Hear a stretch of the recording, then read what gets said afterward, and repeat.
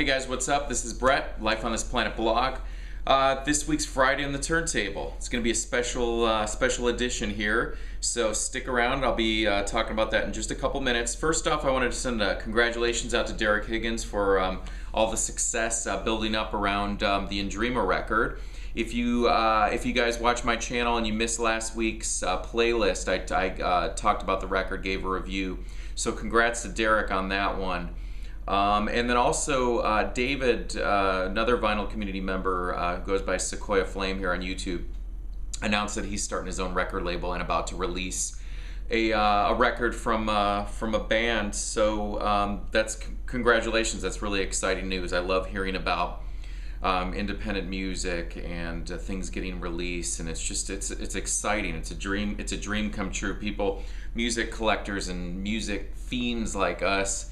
You know, it's not necessarily about making money by doing music, but it's just the love of being a part of that cycle and the historical significance of releasing something, and people will appreciate it and talk about it and share it, and it spreads. It's just a really great thing.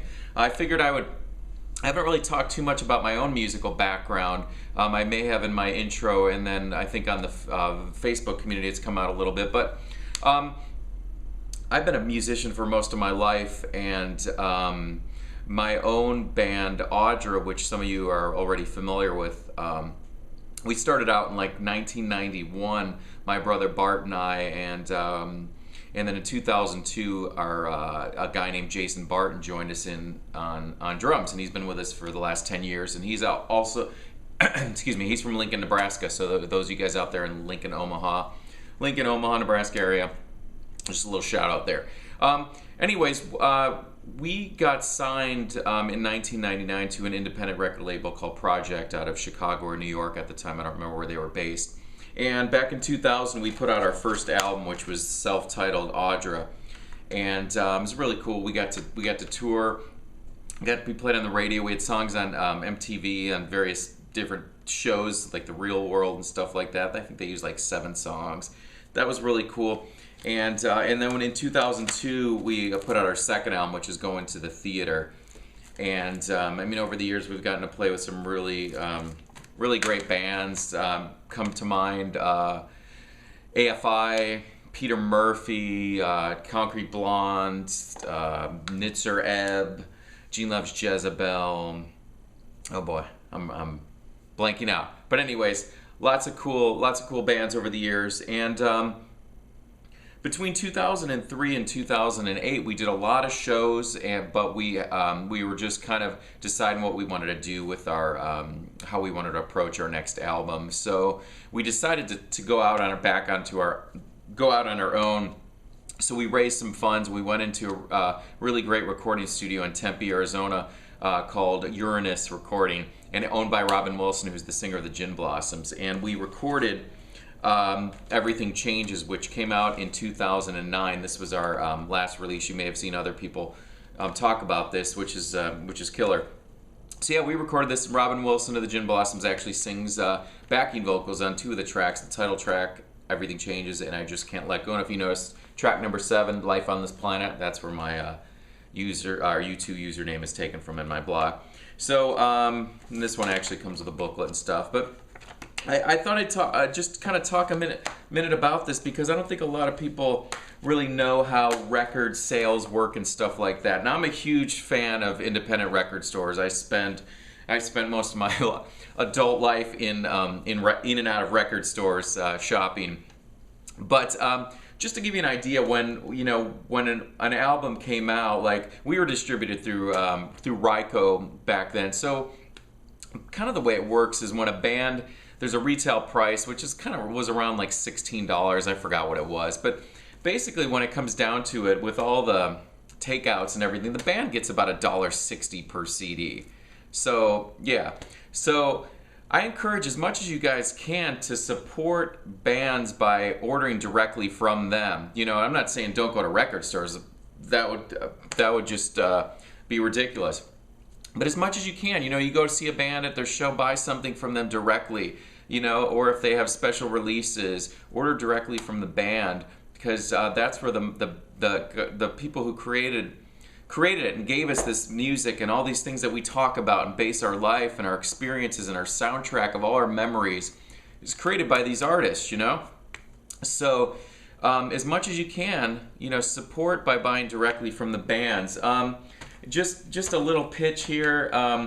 We have, our first album is out of print, so it's only available digitally. I know there's copies on eBay and Amazon and stuff. We don't really get any proceeds of that. Digitally, we do. So if you'd like to get our first album, by all means, if you buy digitally, that would be the way to go.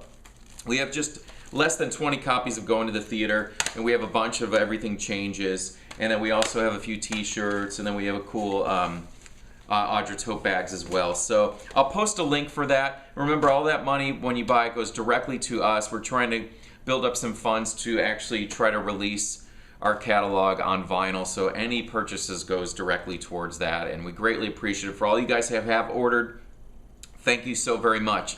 Really, really appreciate it. Very much so. Okay, enough of that. And we do have posters for all 3 albums. I'll post a link, sorry. Okay, so as you see from the title of today's Friday on the Turntable is a special edition. What I did is earlier in the year I did a blog on 60 of the best songs under 2 minutes. Now, of the best, so it's not the best, because you know there's tons out there that I don't know about or forgot about or whatever.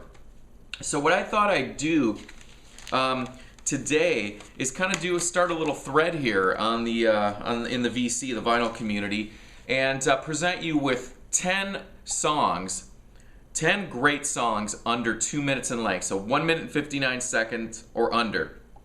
Now, when you know, in the early days of pop music, songs, you know, they wanted them to fit on a 45 or 7-inch, be played on the radio, so there was limits on time, on length and stuff. And then when the album format came out, you know, bands and artists, you know, explored the possibility now with CDs, you know, or CDs, there's, you know, 75 minutes or whatever of to fill up to, is, you know, with, you can put one song on there 75 minutes long. Anyways, so I always find it incredible to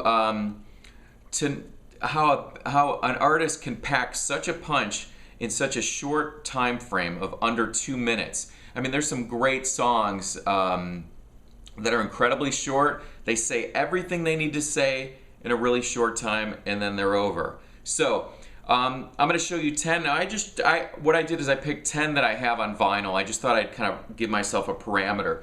So what I'd like you guys to do is shoot me a response video and show me some songs that are under 2 minutes in length that are excellent, your favorites. And so here's mine. So the first one I'm going to show off, the first one is, I'm going to show you the CD of it because my vinyl copy is actually framed on my wall, and you can see the sleeve here. But that's the song Breaking Glass from David Bowie's 1977 album Low. It's the second track on here. Excellent. It's 1 minute and 53 seconds. Clocks in at. All right, moving on. The Wind by Cat Stevens from his 1971 album Teaser and the Fire Cap. Show you the gatefold on this one. And that one clocks in at 1 minute and 42 seconds.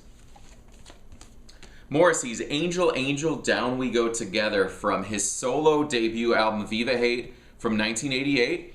And that one is 1 minute and 40 seconds. Clocking in at 1 minute and 58 seconds is Syd Barrett's Dark Globe, which originally appeared on the Madcap Laughs, his first solo album from 1970. What you see in my hand here is the introduction to Syd Barrett, special record store day release from 2010. Double vinyl, beautiful, beautiful packaging, gatefold. I'll pull out one of the sleeves here so you can get an idea. Just an incredibly well put together compilation. So, introduction to Syd Barrett. I think there was only 1,000 of these printed. So that's Dark Globe. Next one from one of my favorite bands, James with What's the World. This is the Village Fire EP, which came out in 1985, which collected their first 2 singles, Jim 1 and Jim 2, and which came out in 83. What's the World was originally on. But like I said, this is from 85. Killer artwork on this one. This one's on Factory Records. I'll actually show you the label on that one. Really nice little custom custom label there. Yeah, James was on Factory for their first couple singles. And that clocks in at 1 minute and 57 seconds. And What's the World is also one of the few songs that the Smiths covered. So if you're unfamiliar with that, check out the Smiths version of What's the World, Factory 138. All right, moving along. Scott Walker's 30th Century Man from Scott 3. This is from 1969. Show you the gatefold there. Hear that crackle as it opens. And 30th Century Man is the shortest song on my list at only 1 minute and 26 seconds. Excellent track. Great album, too. The Letter from the Box Tops. Box Tops was Alex Chilton, who later went on to form Big Star. This was his first band. He was around 16, 17 when The Letter, their kind of hit single, 1967, came out. This is a compilation, The Best of the Box Tops. And if you haven't heard The Letter, great little track, 1 minute and 52 seconds. All right, winding it down here. U2's The Ocean from their debut album, 1980's Boy. The Ocean is 1 minute and 35 seconds. It's another really short one. All right, two left. Speaking of Big Star, I'm in Love with a Girl, the closing track on Big Star's 1974, their second album, 1974's Radio City. You can see that one. I'm in Love with a Girl. If you don't know it, immediately check that song out. 1 minute and 48 seconds. All right, now I saved my favorite for last. I'm sure a lot of you know this one and probably would have ended up on a lot of your lists, and it still can. The Smiths, Please, Please, Please Let Me Get What I Want. From 1984, it was collected on this compilation, Hatful of Hollow, and also on Louder Than Bombs, which came out later. And this is a reissue of Hatful of Hollow. Killer gatefold there. Yeah, and that's 1 minute and up around 1 minute and 52 seconds. So that's 10 choices from me. So I'd love to hear what you guys pick for this thread. So as many as you want to pick, 1 minute and 59 seconds or less. Now I know that's kind of debatable depending on the time code, but I think this will be a fun one. You guys can dig through your records and see what you can come up with on this one. So I'll leave it at that. Thanks for watching. Thanks for sitting through my intro on Audra. I really appreciate that. And once again, I'll post a link underneath here, and I'll also post a link to my blog article, my original one, which gave the list of 60 songs, 60 of the best songs under 2 minutes. So with that in mind, thank you guys so much for watching. Thank you for subscribing. I will be back in a couple of days with my weekly playlist and a vinyl update.